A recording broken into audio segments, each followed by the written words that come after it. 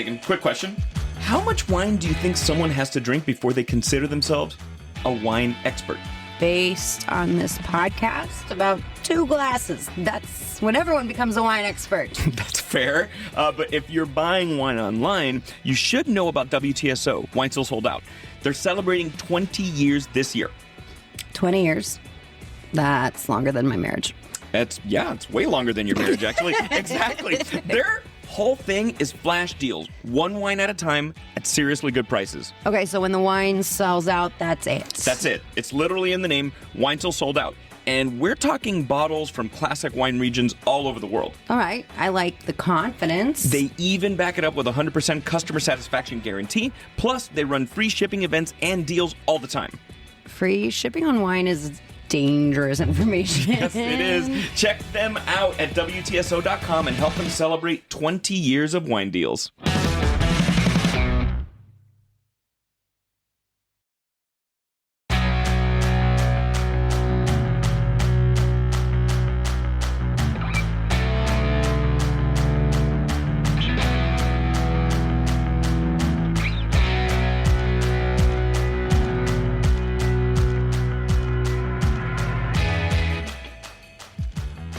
Hello. Welcome to Cuddle Ball Podcast. It is more, a.k.a. the Yum Yum Foodie. And as always, actually, she's not here with me. I'm fucking with you guys. Megan could not be here today because Megan is sick. Not just mentally sick, she's actually physically ill and could not be here, which just means really more wine for us. It is Kill the Bottle Podcast, and today, I need to look at the bottle because I have the memory of a fruit fly. We are drinking some... Left Coast, Right Bank Estate Pinot Noir from Willamette Valley, 2021, and courtesy of WTSO. But thank you, because today I actually have somebody who can talk to me about what we're fucking drinking here on the show. I'm going to lower the volume just a little bit on me. There we go. Today we have a gentleman who... I like saying gentleman. He's a very stately gentleman. I'll take the mustache. You'll see it in the video. But so we've been friends for a few years now, and finally had the opportunity to get to talk to him here on the show. As you guys know, we love wine here on the show, and this is one of my friends who is a wine dictionary of sorts, but just a pleasant lover of wine, more so than any accolades. You can find him here at Verse Restaurant in Los Angeles. He is the sommelier there, and also I'm gonna give him some kudos because I know he gets embarrassed, but he's the youngest advanced sommelier here in the U.S. And no pressure. But so welcome to Kill the Bottle Podcast, Matias Marroquin. Cheers. Thank you, Eddie. Thank you. So happy to be here. So Matias, what? For the folks listening at home, what does that mean?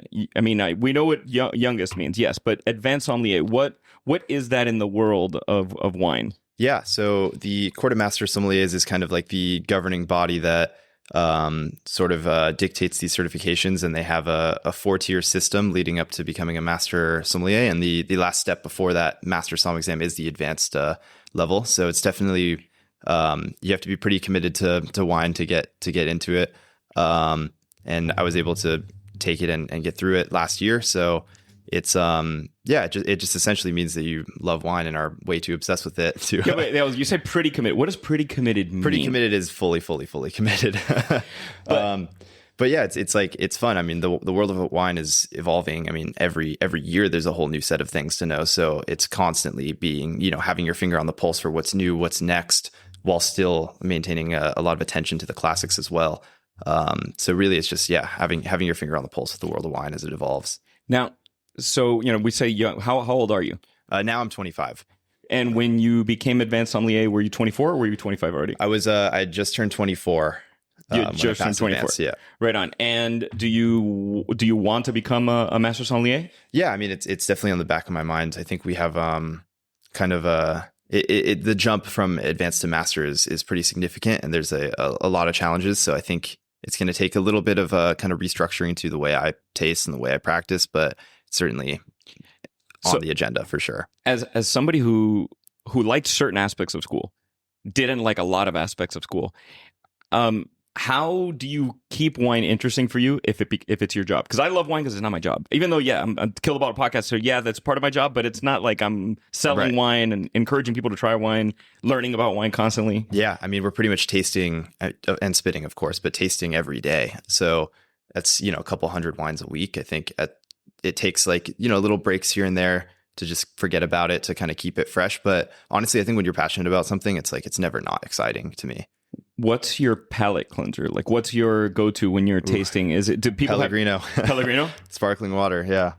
Got it. Because, sometimes in like the world of perfume or something, when you're cleaning your sinus, if you go to like a fancy perfume shop, they'll have coffee and you smell coffee and that kind of like cleanses you out. So is that pretty standard for the wine business? I mean, or is it different for everybody? Everyone's a little different. I've kind of tested that tasting coffee between wines to kind of reset. But I think for me, honestly, I just keep it simple, just sparkling water. And that's all I need. So, I mean, look, I remember when I was 24, the last thing I was thinking about was wine. I mean, I drank wine, but I could barely tie my shoes. I couldn't even fry an egg. What was it that inspired you to get into wine? Yeah, I mean, I think it goes back almost like a generation for me. My dad was born in Guatemala, came to the U.S. when he was young, and the gentleman who raised him was from Argentina originally. And so, of course, wine is such a big part of Argentinian culture. Yeah. And every Sunday afternoon, every dinner, there was always a bottle of wine on the table. And the kids were given like a small little splash of red wine and topped with a little bit of water. And they were just forced to try it and essentially get their palates kind of educated at a young age. So I think my parents kind of did the same thing. It was never taboo to have a bottle of wine on the table and to give me and my brother a little splash. And so it was never weird to me. Wine was never this like foreign thing. And luckily we live in California. We're so close to so many amazing wine regions. I remember being a kid and going to Santa Barbara and especially Napa and going on the vineyard tours and obviously not tasting, but just like seeing the whole process. And I was always into it. I knew when I got older, like it would always be a part of life. And then I kind of did full career reset when COVID hit. I was 20 years old studying architecture and world completely shuts down. So naturally went home and drank wine and watched movies and had nothing to do.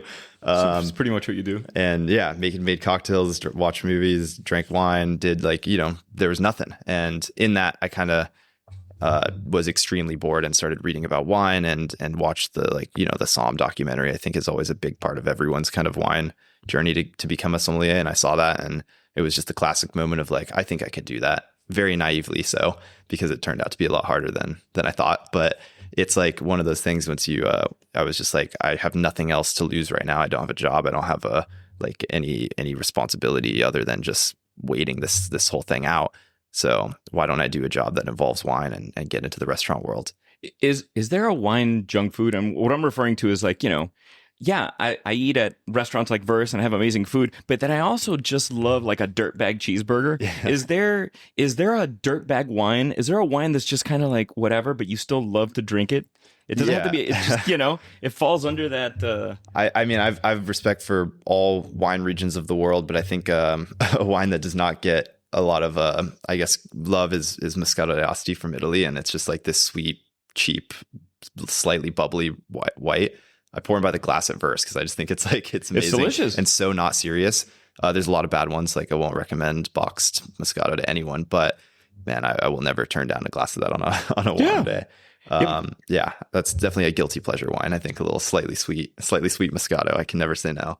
Now, is there like a caste system in the world of sommeliers? Because me as a consumer and who've been around a lot of wine professionals, I see this like kind of a every once in a while like a vibe check on Napa, where like, oh no, they won't take you seriously if you like Napa wine. Is that a thing? Yeah, I think there's definitely like and I think Somms, we kind of get this interesting reputation. There's incredible sommeliers, and then there's also sommeliers that really kind of I think ruin people's passion for wine. And that's part of that. I think like we all start somewhere and we all like certain things. I mean, I love Napa. That's where I pretty much like learned how to drink wine and what wine is, how it was made.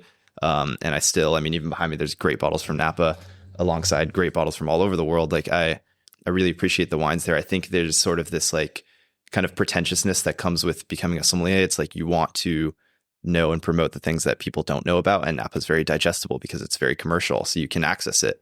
But again, if it was inaccessible, we wouldn't be getting people into wine in the first place. So I think it's kind of like this weird catch-22. And a lot of somms, I think, instead of like being, looking down on a region, it's like, well, let's just like look at what's great about this place and promote that, because there's so many great wines and I have so many great friends that make incredible wine in Napa. But yeah, there's other regions that fall into that kind of that trap, I think, with somms. Is that the biggest misconception, I think, with sommeliers, is that they can all be snobby? Yeah, I think, because you're not. Luckily I feel like LA is such a casual wine city compared to so many other places. Like I take it very serious, but it's also I want it to be very casual and digestible when you come to verse. And but yeah, it's certainly like a misconception for sure. But it's also often true with many people as well. So you get a little bit of both. You get a little bit of both. There's always a little story behind it. Of course. This wine's delicious, by the way. Man, like this is really good. I was telling Matias earlier that I am not, no pun intended, remotely versed in Willamette Valley wine, and this is really yummy. You've been to Willamette Valley. I have, yeah. Yeah. Briefly, I didn't really get to spend as much time as I would have loved to, but spent a day kind of exploring a little bit and trying wines. I mean, Oregon has been an exciting region to me for a long time. It was great to finally go experience it. I think most wine people, once you really get into it, like I feel like Burgundy is where we all kind of fall to at the, as we get deeper into a wine journey, and the wines are so special. And Oregon is really one of the few places, in the US that like the wines give me that feeling, that just like indescribable, like just purity that I think a lot of producers miss. And I think it's really one of the most exciting regions, period, in the world. Would Burgundy be as exciting if it was more accessible? How much of the lack of accessibility makes it more exciting? It's tricky. It's like, it's at the end of the day, it's capitalism. There's not a way for them to expand. It's like these plots of the lines are already drawn. The region's not going to get bigger. But yet, as the world kind of globalizes, everyone wants it from like every corner of the world. Like people want these wines. So there's not enough to go around. So naturally it just drives prices up. But I think that opens unique opportunities for places like Oregon, where the wine is, like, in my opinion, just as good when made correctly. And you have now new options. But yeah, Burgundy's kind of like its own mystery in that, people, like, the higher the prices go, the more people want it, the more exciting it becomes to like find these rare bottles and collect them. And unfortunately, with that comes like pricing out younger wine drinkers who can't access that. But that's why you have wines like this that now fall into the place and kind of still give us that experience of drinking Burgundy, like a very light, elegant, perfumed wine. But yeah, it's a complicated region to say the least. What would you say? Because I try to put myself in your shoes, and you got to make money, but then at the same time you got to stay within people's budgets. Yeah. What is I'm going to go to a restaurant, I'm coming to order wine. What is something that I could do to facilitate that experience so that you point me in the right direction? Yeah, I think, just coming into a restaurant, like, I think if you're going to a restaurant that's wine focused and they have somms that really care about their job, I think regardless of what your price point is, they're going to deliver something. I think if you walk into a restaurant and you tell the sommelier you want to spend $50 and they give you a weird look, I think you're not in the right place to kind of discover something great. We have wines at pretty much every mark from like $45 up to $4,500. So like there's a little bit of everything, but I think it's coming in, rather than trying to find what you think you like, it's like maybe go in and say, well, what am I eating? What is the spirit of this restaurant? And now maybe I can try something new that will kind of change my perception, rather than just filling in like, oh, I only like Pinot Noir from this specific producer. Find me something like that. And that's the moment where it's like we can show someone something completely new and different that still kind of has a little bit of that kind of reminiscence to what they think they like. Because oftentimes I think we perceive we like something more than we actually do with wine. In reality, it's like it's like food. It's like if you think you only like Mexican food, but then you taste something like a Thai dish, it's like you still have that feeling, you still love it, you still enjoy it. I think wine's kind of the same way. Like there's something for everyone. Is part of the advanced sommelier training, or bear with me, I don't know where scholastically it lands and chronologically in your training, where you do pairing. Yeah, I think they touch on it a little bit. I think that's sort of the thing we kind of, there's no like way to train other than just working in a restaurant and working with a chef and just constantly tasting. We're super lucky at Verse. We host so many wine dinners every year for producers from all around the world. We have like Mac Forbes from Australia, and then the next day we have like Domaine Dujac from Burgundy. Like we have such a wide spectrum of styles of wine that we're showcasing. So like it lets chef go crazy.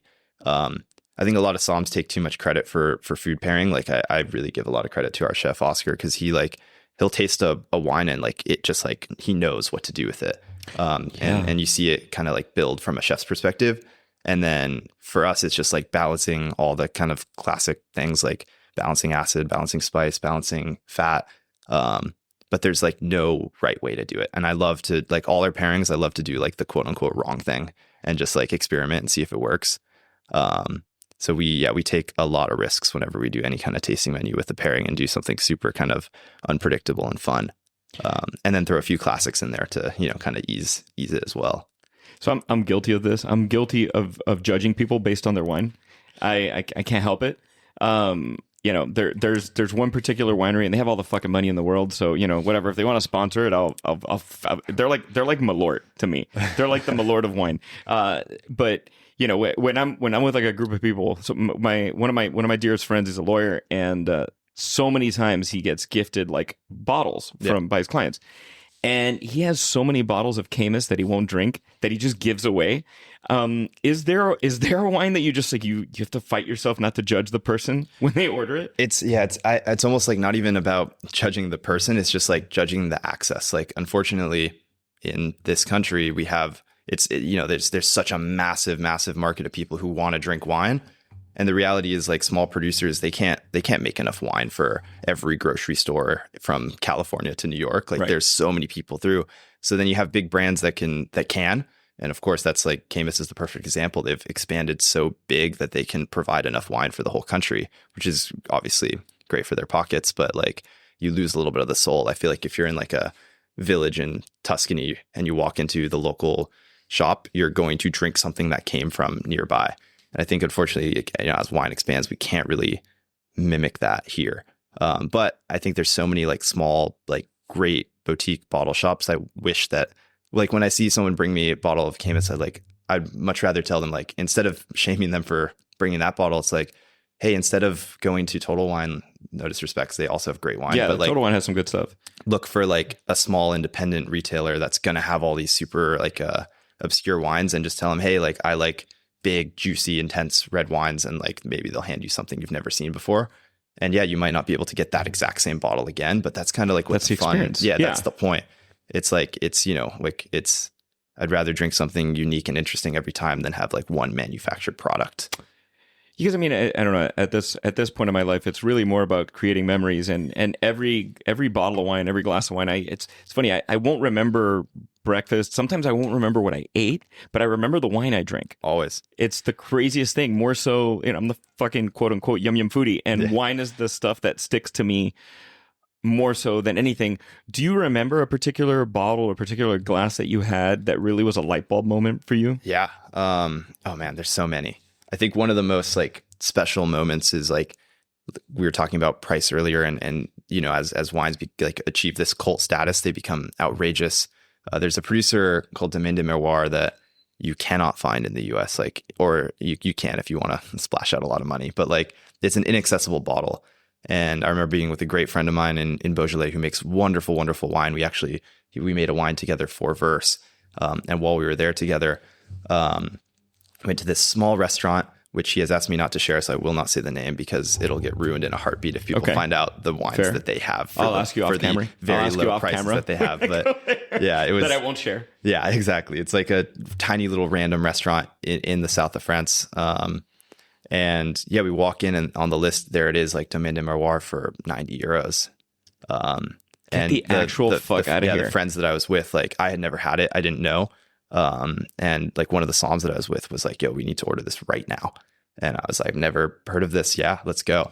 And I just like, I can't even describe the feeling of smelling that wine. It's not even tasting, just like the way that wine smelled was like, my head almost exploded. I'd never smelled anything like it. And then we followed it up with my favorite producer of all time, Domaine Armand Rousseau, for the same thing, like a wine that would be hundreds, if not thousands of dollars on a wine list here in LA for, again, under €100. So it's like, it's all about context and place. Like the restaurant's just friends with those winemakers. They sell it to them at their cost or their seller price, and they put it on the list, and it just is what it is.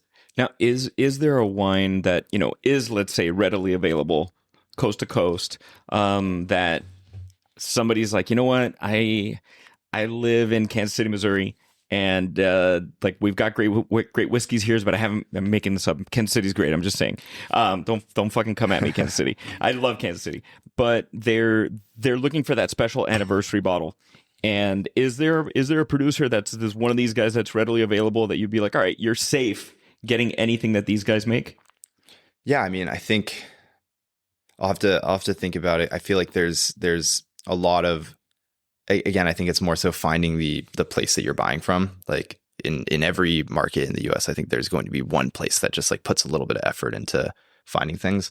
But I think like when in doubt, like buy Spanish wine, buy like Austrian Gruner Veltliner, wines that like are still going to be affordable, but like always delicious. Like even like the big brands in Austria, I feel like make really solid Gruner Veltliner. So like there's great options around the world. Like if you want something big and juicy and jammy and you're like tired of like, having the same California wine that you've had like a million times, like buy a decent Rioja for like $35 and you're probably going to be happy. So I feel like there's amazing options everywhere. Yeah, I mean, Spanish wine was the wine that lit the light bulb for me. I can't remember which vintage it was because I was younger than you, and I'm just fucking with you. But I was like, I must have been like 22, and I'm in Barcelona, and I'm having dinner with my friend, and we have a Grand Reserve of Alduero, whatever they had on the menu. That was the name of the producer, Alduero, from Ribera del Duero, and it was probably a vintage from the 90s, mid 90s, and it was like €28 on the menu. It's a long time ago. It was spectacular. And it was like I had never had wine before. Yeah. I had only had, that awful like yellowtail, barefoot, like those one. Again, sorry if you drink that, guys. You know what? I envy you because if you can drink that and be okay with it, God bless you. I can't. It's kind of ruined me. Yeah. I'm not as spoiled as or ruined as you are with the wines you get to taste, but I've been spoiled a little bit, and it's like I can't, right? When you're approaching the wine list for Verse, because also Verse, by the way, has a Wine Spectator Award, which is pretty awesome. But what determines, or what is the criteria for a place to get awarded a Wine Spectator? Yeah, I mean, I think they look at just like kind of the width of your selection, obviously like covering the core regions and going into depth in them, so you can go in and find a great wine from basically every important wine region. I'm not sure their exact criteria on like the producers themselves. I think it's more so just having great kind of options, and also having options at every price point, I think is super important. It's not just a list where you walk in and the cheapest bottle is $150. It's like you have a little bit of everything. And then just how many selections you have, and they kind of tier it based on that. So now, could a place with a smaller wine selection win a Wine Spectator Award? Yeah, they have like they have like three kind of levels for it. So we have the best of award, which is like the second tier, and then there's one for lists that have like we have 1,000 selections on our list. That's like for only 1,000. So I have to come here for over 3 years. Yeah, to or for and just almost. And we're adding every week, so we'll never try everything. Yeah, but I mean, like, there's places that have, there's 3 Michelin star restaurants that have, like 100,000 bottles in their cellar or whatever. So like, there's an award kind of tier for them. And then there's one for like smaller kind of wine lists that are very well curated. And that, I mean, I think is even more difficult. Like, I think it's easier for me to put together like a broad selection of 1,000 wines than to put together like 100 wines that really tell the story of your chef's cuisine and the restaurant. I think that's even more challenging. Is there a secret to reading a wine list? I'll give you an example. You weren't there that day, but we took your dad out to dinner a couple of years ago, and they handed me the list with the pressure of ordering, for people, and that's a lot of fucking pressure, bro. Yeah, you're a professional doing it. It's also scary when you're not a wine professional, and you know a little bit about wine. And, I'm scouring the list and I'm looking for deals. I'm looking for like bangers because I know that the budget that we had was not astronomical. And I found a bottle of Vega Sicilia Pintia for under $100 on the menu. And this is a wine, guys, where since I love Spanish wine, I'm a little bit of like Rain Man when it comes to remembering wine prices. Yeah. And it costs $100 at the store. And we were at a place in West Hollywood that was not cheap. Yeah. So it was like do you have a certain approach when you're dissecting a wine list, or any advice you can give to people? Like, you're going out on a date, you don't want to look cheap. Yeah. But you want to get something nice, but you don't, want to go into foreclosure. I feel like that immediate moment, like I remember one of the reasons I even I'm very competitive, and one of the reasons I kind of went deeper into like getting into being a somm was that moment where someone, like, I had just passed like the level 1 exam, like, which, is quite easy. And I thought, like, okay, I'm a somm now. Like, this is cool. I didn't know anything. And someone handed me a wine list at an amazing restaurant in LA. And like, yeah, I had that same moment. The pressure was on me, but it was a bit more of like an alternative type of wine list. There were not classic wines on this list. It was very much like like I said, like a very well selected, eclectic list of wines that matched the food of this restaurant. But I didn't know what any of them were. And like, I felt that pressure from the somm that was like, what do you want to drink? And I was like, damn, I don't know anything. But I think it's like, if you're at a great restaurant, I think you can put your trust in the wine team to like take care of you and just like kind of decide what you want to spend and what you're looking for. And I think that most great somms will kind of guide you in the right direction. I think, yeah, the secret to like wine lists, if you don't want to get caught lacking, like, it's like you said, it's Spanish, Italian, it's Austrian, it's other kind of like, outside of California and Bordeaux and Burgundy and the big regions, even the Rhone Valley in the south of France, you can like buy a great bottle of Gigondas on a menu for half the price of all the Chateauneuf du Pape selections, and you're going to get the same experience. So there's like, it's just looking at the alternative regions, and you don't have to know a lot about wine to find that. Just go to a store and buy a few bottles of something that like, like an Austrian Gruner Veltliner, and find which style you like, and then just ask for something along those lines, and they'll guide you in the right direction to find a bottle. Now, how do you navigate hiring people when most of the time you're hiring people that are older than you? Yeah, that's an interesting one.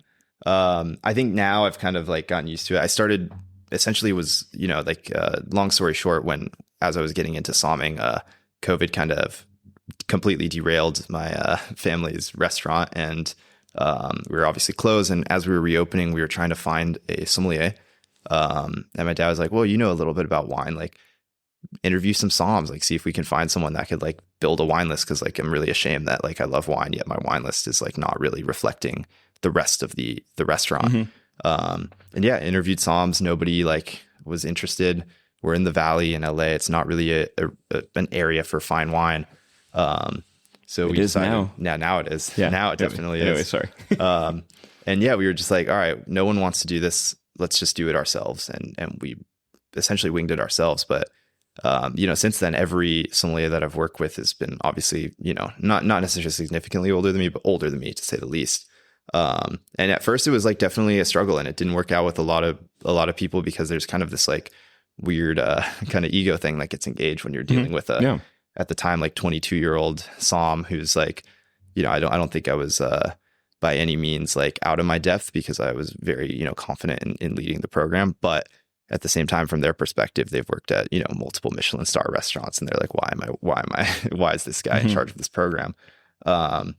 And so it was a challenge, but it's just like a personality thing. And like now we have a team of sommeliers that I think really like we all get along and respect each other. And I think that's just what's most important.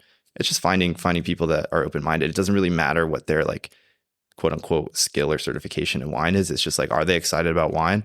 If so, great. Because I don't want to hire a somm who's going to make a guest feel bad because they don't know anything. Like that's literally the only criteria. Yeah. Like if you're going to come in here and be pretentious, and if that's going to reflect on the guest, you're not going to work here. I mean, speaking of the guests, it's, I've been blessed enough to eat at Verse so many times, and it is a very special place. I mean, you're here all the time, so I mean, I know, but as a friend of you guys and just somebody that comes in, I don't recommend a lot of places in LA wholeheartely, and Verse is at the top of my list of places that I always recommend, because I know people are never going to be mistreated. I know people, know how to handle people of all different quote unquote fame levels. Let's be real. There's a lot of famous folks that come through this restaurant, and there's also a lot of not famous folks. And I think everybody gets treated the same. Yeah. And that is a telltale sign. And it's a compliment to you. It's a compliment to your parents. It's a compliment to Oscar and the team here. I've seen a lot of things, and I've seen a lot of like piss poor behavior with people from guests and from restaurants towards guests. Yeah. And I think I've been here enough to know that I can recommend anybody coming here, and they're never gonna go through that. Yeah. Now, has there been somebody, because I use the example of Dave Grohl, because Dave Grohl is one of these people, like most people don't know, Dave Grohl knows quite a bit about wine, and he likes wine. Has there been somebody who's come in here that has been a complete surprise to you as how much they knew about wine? I mean, I'll tell a recent one for sure that I was super happy about was Usher. He came in, and it was actually in this room where we're up in the private room at Verse, and we have some kind of a graveyard of a few bottles, and walked right up to the wall and like grabbed a very specific white Burgundy producer that is one of my favorites, and was like, I love this wine. I had no idea that I was going to walk into a restaurant in this location and see this. Like, do you have more? And if so, bring it right now. And I was super excited because it was something a little bit more obscure. And so, yeah, and ever since, anytime he pops in, it's like he's excited about wine. So I appreciate that. There's a lot. I mean, we've had like even Kendrick Lamar came in, who doesn't really like I feel like he's not super into wine, and he was like even drinking kind of obscure wines off the recommendation of our somm. So I think like it's exciting that we've kind of had moments like that where they've trusted our recommendation, not necessarily knowing, but just coming in and being like, well, I'm here, like, give me the full experience, pour me something with this dish, that dish, etc. And you find out that a lot of them are actually very cool, genuine people. Trusting you is something. It's such a great point to say that, because it really is. Because the wine can make or break a meal. It can make or break an experience. Yeah, if you feel like you overpaid for something that sucked, you're almost better off underpaying or paying around those lower for something that's a big pleasant surprise. 100%. So it's now you're opening up a new place, Bar Misano or Misano. How do you navigate making the distinction between that space and Verse? Two different spaces, but they're almost adjacent. Yeah, adjacent, but two very different concepts. But I mean, the philosophy for the wine program, I think, stays the same. It's finding great bottles of wine that we appreciate, enjoy, and want to share, regardless of price point, regardless of region, etc. It's just finding great things we want to share. The program will be a little bit more focused at Menzano. It's a Western European aperitivo bar, so I think the wine list needs to reflect that spirit. Be really rooted in Spanish, French, and Italian wines, Portuguese as well, a little German. But it's a European bar, so I think while Verse has like a very extensive selection from California, from the wineries I grew up visiting and friends here in the state. Over there, we're really going to focus on more like, I don't want to say pub wines to like invalidate the wines, but wines that are affordable that like bat way above their price point. So like even last week we tasted, I want to say 200 wines to find two that we're willing to pour by the glass. And that's like in that price point where you can come in and pay $14-15 a glass. I mean, that's almost gone in LA at this point. There's not very many restaurants where you can find that. So that's like our main goal from day one is like an affordable wine program. All the bottles are hopefully going to be under $100 with the exception of some gems that will kind of rotate in. But we want it to be a place where there's like no hesitation to just pop a bottle, sit outside and just enjoy it. Now, is that how you kind of incentivize, let's say, the folks that that are regulars at Verse to check out Menzano is to offer something different, offer something that you can't get at Verse? Yeah, there definitely won't be overlap for sure. Like without a doubt, we'll keep two very distinct lists. But I think Menzano is more about while Verse is and will remain like a fine dining destination with high level service from the Somm team and of course the food to match. Menzano is going to be a lot more casual. Head up to the bar, grab a bottle, they'll pop it for you and just grab it and sit wherever you want and enjoy it. So it's much more of like a neighborhood bar kind of experience where you can come, once, twice, 3 times a week. Whereas Verse, I think, remains like a place for special occasions and business dinners and essentially a fine dining restaurant. So I think they'll play off each other quite well, and you can still enjoy Oscar's food and our wine selections in a different context. Are you beyond excited to work on something different? Just because I gotta imagine it can become a drudgery to be in the same. And Verse is amazing, but you're in the same place every day. Yeah, it's exciting to do something new. I think at the same time, like Verse, we have live music every night from different artists that are always rotating in. It's never shared or like public. It's just come in and there's going to be some great musicians jamming. So like no one night has really ever been the same. which I think is so different from other restaurants. I don't really feel like I would enjoy being a sommelier at a restaurant where it wasn't dynamic like that. Every service is completely different. Nothing's the same. The music vibe changes the way everything flows every night. So it's never like stagnant. So that's kept it exciting even 5 years later now. Like I don't feel like ever bored at the restaurant. But this is something now completely new. So I'm super, super excited to do something a lot more casual and more approachable, and to pour like a completely different kind of, list of wines that I like that are almost like too cheap to offer at Verse, So like these are wines that, like we're going to have an extensive selection of orange wines that definitely don't match the vibe at Verse. Not but at like, all. No. But not at all. Yeah. Nothing against orange wines, but that's definitely not sitting a on the Verse wine. sidewalk in the valley enjoying them is going to be like a whole experience in its own that's completely different from Verse. So I'm very excited to dive into that. We'll be, focusing on a whole kind of new style. So I'm super, super stoked. First of all, I gotta give it. I'm just thinking of this now. I really gotta give it to your parents for being Latino and being as like not overprotective as Latino parents are, in the sense where like, Matias has been allowed to like travel and go to wine regions and when I was growing up, my parents were thankful. My mom was overprotective. My dad was not. And my dad was a musician. So he's like, you can't be overprotective. You got to let this kid go out. One thing that I was just thinking of is like, your dad is from Guatemala and you call him by his first name. And that to me is like the most weird Latino thing ever, because I've never called my dad by his first name. How did that start? It's just random. I was just thinking this right now. We've worked together for so long at this point. Like, when obviously we're family, but like when that front door for the restaurant opens, like doesn't matter if you're family, friends, whatever. Sure. It's like whatever we have to do to ensure that the guest has a great experience. Like that's what's more important. So I think it's a little less distracting and more professional in that kind of setting. And then now I'm just so used to it. After 5 years, it's like everywhere. He's just become Manny now. Oh, you mean your dad? Oh, yeah, exactly. Yeah, now it's second nature. It was very weird at the beginning, but now it's second nature. Yeah, I get that now. It was because it's one of those where obviously I get it professionally wise at the restaurant, but it's just so weird for me being Latino, seeing like a Latino father and son calling each other by first name. Yeah, it's just like it's different.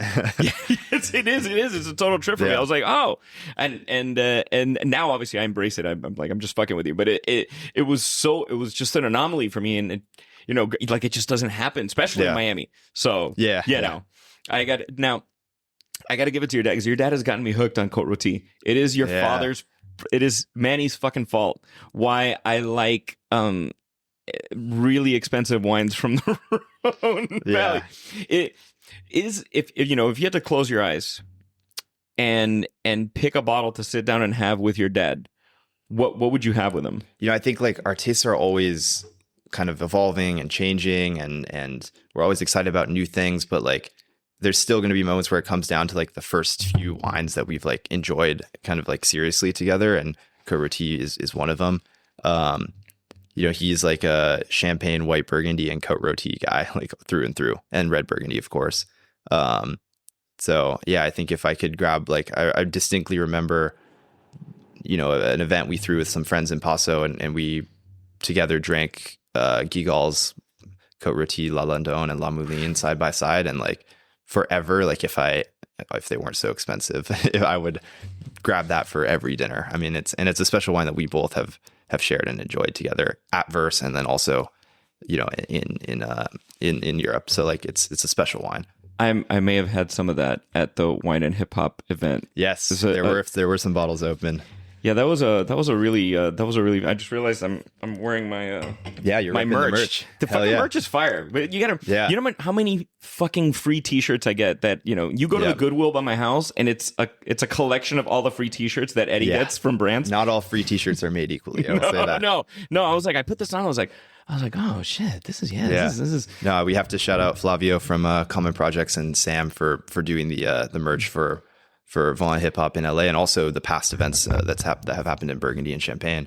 And he went hard as always. How did that come about? How did that go from? Because I still remember Manny telling me like, oh yeah, I'm thinking about this, and then all of a sudden manifested. Yeah, it just happened. I think it's such a long story that just proves why I'm like so excited about the way Verse is going. But it started just as a fan. I mean, really good friend of ours, Michael Wisnan, is a kind of wine aficionado merchant and one of the first kind of people that was selling a lot of wine to like rappers and NBA players and bringing it over from France and allowing direct access. So kind of cutting out the kind of pretentiousness and just being like, here's the wines, like just drink them. He was bringing a group to the festival maybe like 3 years ago at this point. And he was like, do you want to come? And I was like, that sounds amazing. And at the time it was a little bit of a smaller concept, but it was pretty simple. It was just like music and wine, hip hop from French and American artists performing, and then winemakers from Burgundy just bringing their bottles and having fun. And obviously it evolved very quickly. At the first event, I met Jeremy Sayas of Domaine Dujac. He's the one who kind of originally concepted it along with Jermaine Stone, and then a company called Haute Cote, which is Milena and Loic, who are like rock star event producers in the art world and the music world. And they knocked it out of the park with that first event. And I was like, I need to come to this every year. So following year, I told my dad, I was like, hey, if we're going to do a trip this year, like you need to come with me to this. It's an incredible experience. We went, we loved it. And we were lucky enough to host, some of the winemakers who were involved here in LA at wine dinners and events and such. So they had seen Verse. And like, I think the synergy was just there. And Jeremy was like, yeah, let's do this in LA. Let's see what happens. And then we just went, full pedal to the metal on it. Yeah, you went ham a little bit. And yeah, we threw, I think, I would say one of the most fun wine events that I've ever experienced. I think one of the most diverse wine events that have ever been kind of thrown. The music was incredible. Common came out, Wiz Khalifa, Jason Martin, Keon Harold, Dilated Peoples. I mean, like the lineup of artists was incredible. Common rapped about my shirt. Yeah, he freestyled you were in about front row, and you were in the freestyle. Well, dude, I'm 5'6". I'm not tall like you, Matias. I have to be. You had to be in the front. I have to be in the front in order to see anything. I always look like a Make-A-Wish kid. I just have to wheel me up and throw me in the front. But guys, if you listened to last week's episode of the show, I mentioned that I was watching Common in front of me and doing his freestyle, and then I realized he was talking about the Tribe Called Quest shirt that I was rocking. So it was a kind of funny, funny surreal moment. It's funny because you get to a certain point. I've been I guess I don't know, lucky or not, that I've been around so many famous people that I don't care that people are famous. Like I don't know. I could probably count on one hand the few people that if I met them, I would be like, oh shit. Yeah, there's a few. There's a few that'd be like, oh fuck. If I met Harrison Ford, as a kid I wanted to be Indiana Jones. So like if I met Indiana Jones, I'd probably get excited. Who would that be for you that you haven't met? Oh man, that's tough. I think rest in peace, but Kobe Bryant. If I were to meet him, I don't think I'd be able to keep my cool on that. And I'm in a restaurant like I would have said Kendrick Lamar a few years ago. Now, having served him, I did keep my cool and was very respectful and really appreciate him and everything he's done in music. And so serving him was an honor. But yeah, I think we've been lucky enough to kind of cross most of those dots at Verse, and it's been kind of surreal being there. I have two funny celebrity moments that happened to me at Verse. One of them is I'm having dinner and I'm facing the door. So to the back of me, guys, if you haven't been to Verse, is the band's playing behind me, but I've been many times. So we had taken a group of people out to dinner, and I was like, I want them to enjoy the view of the band. So I'm facing the door, and I kept on seeing groups of people come in, look in my direction, and get flustered, right? And I was like, there's no way they're looking at me.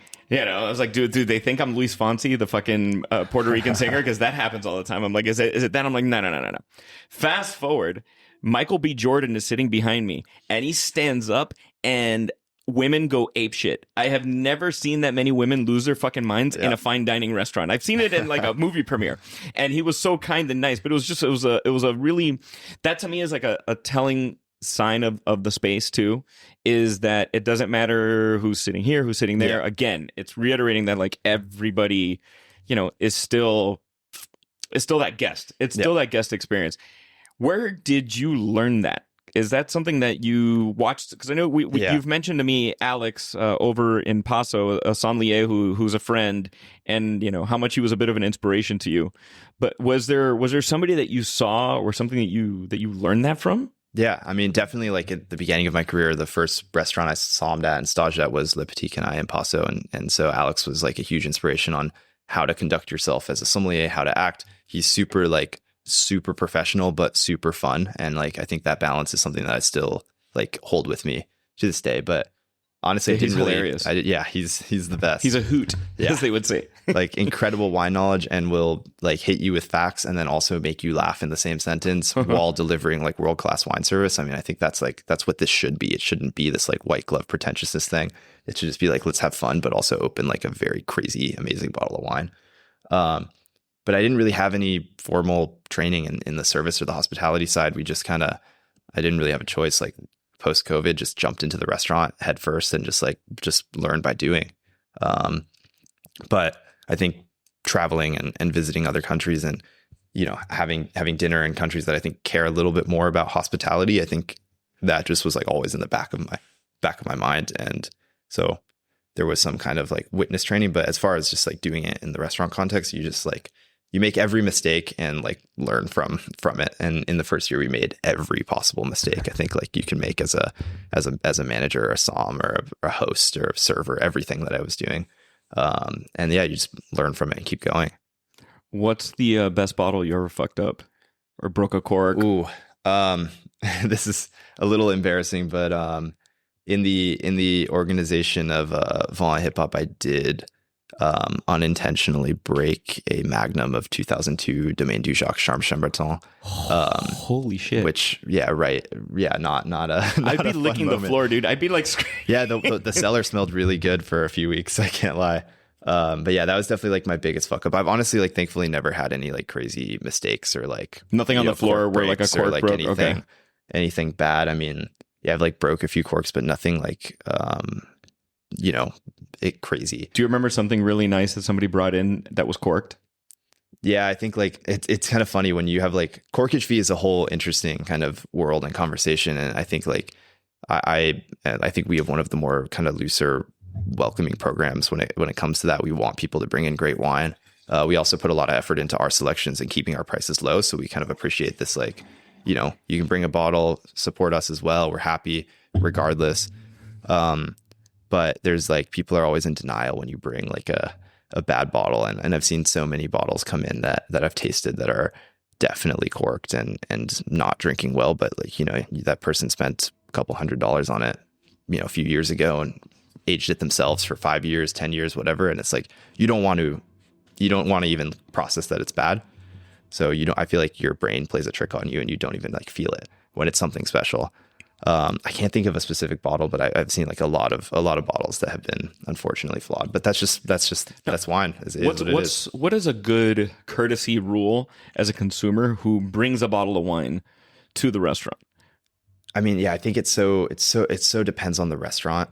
So I think just because I've always been told if it's on their list, don't bring it. Yeah, definitely that. Like, I mean, it's you know, do some research, check out the wine list, see what they have. Like, if you're going to you know, like a restaurant that specializes in their like champagne selection, like maybe don't bring a bottle of champagne, like maybe buy one from them and then bring something really special from Napa to enjoy with your entree or something. But like, I really like a lot of restaurants in LA, I think, are kind of like tightening up their policies with it and kind of really going anti corkage fee, because obviously it's like, it affects your bottom line. You're making less money. Right. But at the same time, I think that's like, there's no way I would know anything remotely close to what I know about wine if it wasn't for all like the amazing wine collectors who have come to the restaurant and shared amazing bottles. So I don't think that should ever end.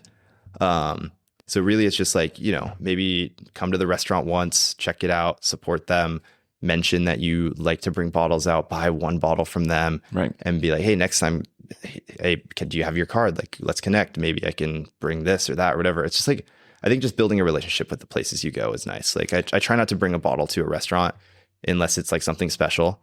And then I hopefully if it's somewhere where I have a connection to reach out to the sommelier, I'll be like, hey, I'm bringing this tonight.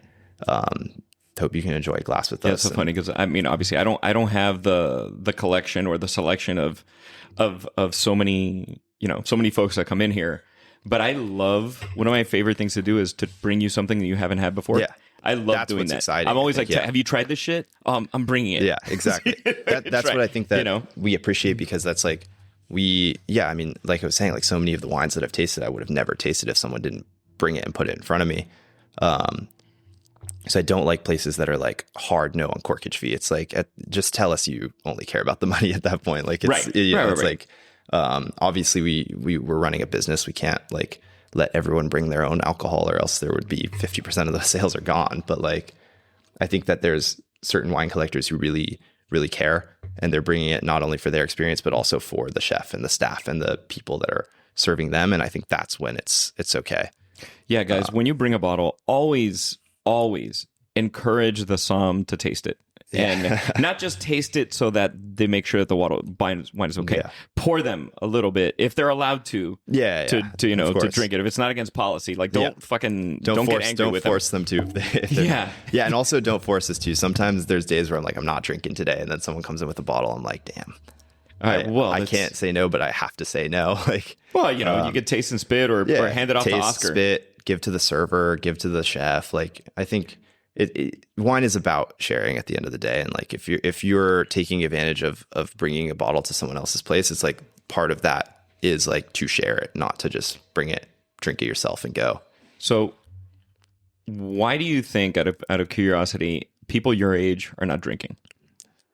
I think it's a loaded question. I think also it's not as dire as people necessarily think it is. Okay. I can only speak with the context of the people that I'm around, but like, I mean, maybe it's just because I'm in the industry, but I feel like my friends outside of the wine industry are like excited about wine.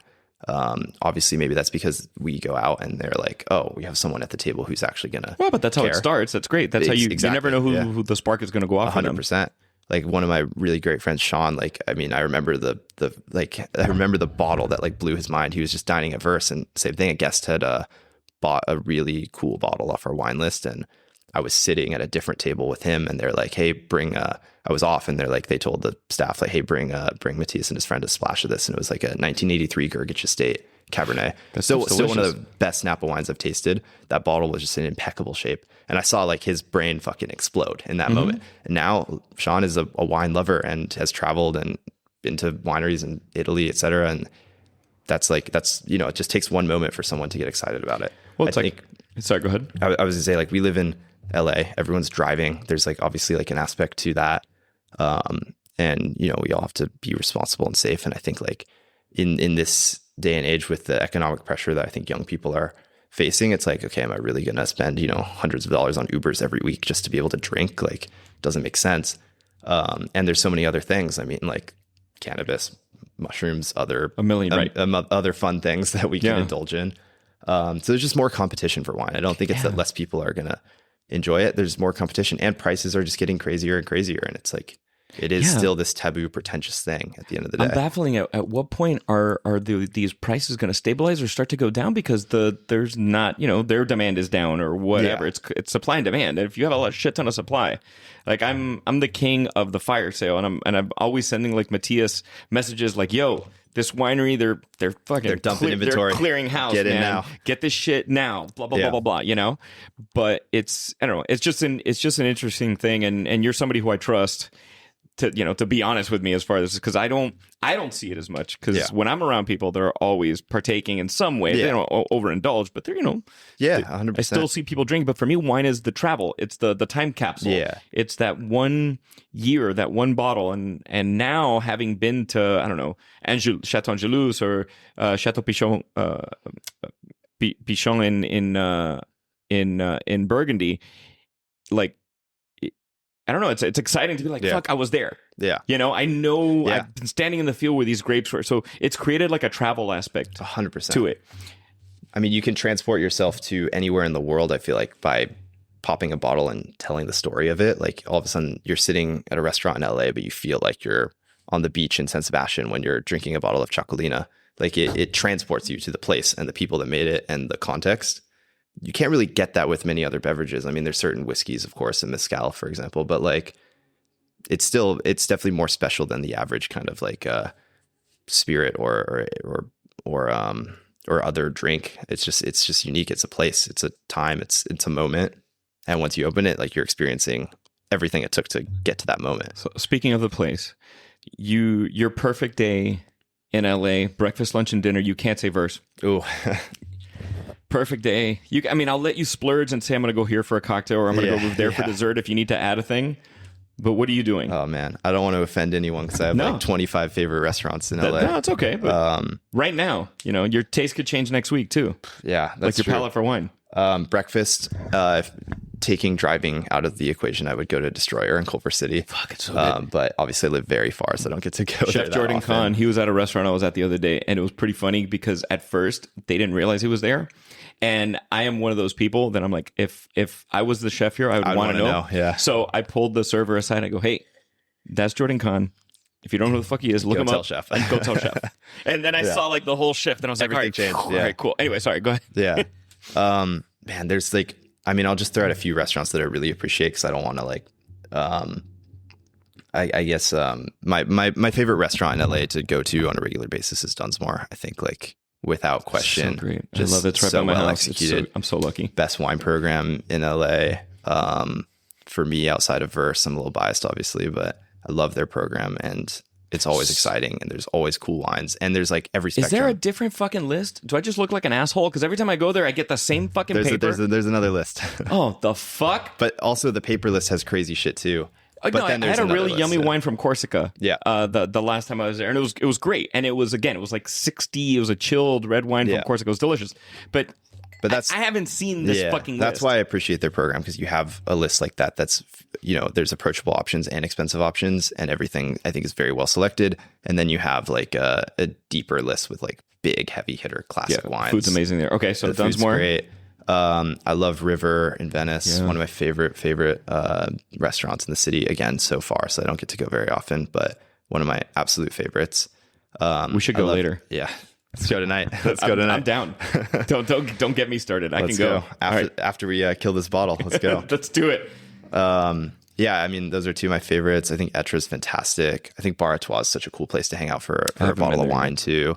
I think I like Felix is still to me like done so well. I think the bread dish at Antico Nuovo is like to die for. The I haven't been there yet. and duck liver pate is the best.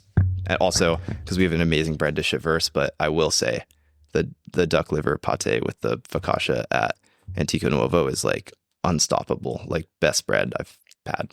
All right. So speaking of your bread dish at Verse, what is, because I'm thinking of what like my Frankenstein dish would be at Verse, and it would be those the milk buns, but I use them as like a burger bun, and or make a fucking like your steak as a steak sandwich in that motherfucking delicious milk bun. Do you have a Franken dish that you would build out at Verse? We have a fantastic duck dish and a fantastic braised beef dish, but the duck comes with like a pomme aligot and a potato pave. Oh yeah. And subbing out the duck and just like throwing the braised beef in and just mashing it all together is actually like outrageously good. And obviously not on the menu because it's not sexy at all. It's like, I don't know how this happened. I think it was like someone messed up. And so my family meal that night became like the scraps of the braised beef. And chef was like, fuck it. Like, let's just dump the potato pave in there and the pomme aligot. And it turned out to be like a ridiculous, like, fucked up situation that was so good.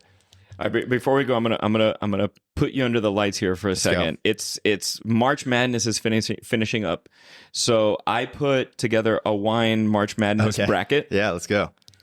And our first matchup is, so guys, I put some heavy hitters here, some European stuff, a little mix of the stuff I know Matias has probably had at some point. Okay.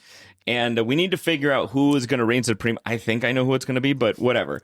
Let's figure this out. All right. Matchup number 1, Vega Sicilia Unico and Saskia.